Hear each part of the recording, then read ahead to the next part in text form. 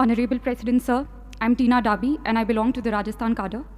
I would like to begin by expressing my profound and heartfelt gratitude to the Honorable President of India for giving us time out of his busy schedule to address, guide, and inspire us today.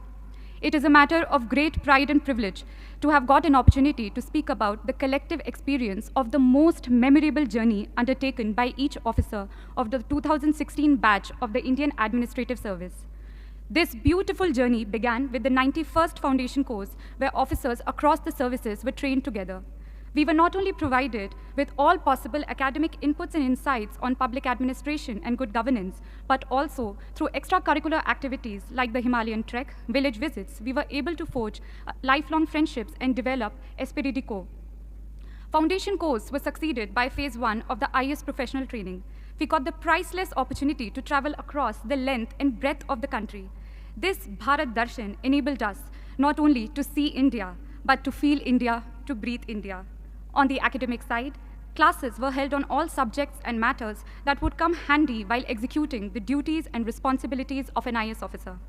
We were then sent out for nearly a year-long district training, whereby we got an opportunity to learn from the best collectors in the country, those people who were actually making a difference at the ground level. District training was succeeded by phase 2 training, where we were made to share our varied experience of working in the field from across the country, so that we learned the best practices of governance in India and also to learn from each other.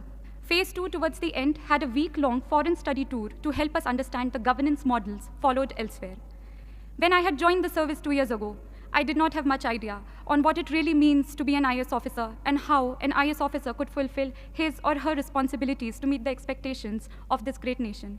This training, this 2-year-long affair, has taught me and my batchmates to channelize our energies in the right direction, to become individuals who would impart their duties with utmost integrity, devotion, professionalism to solve the troubles of the last man.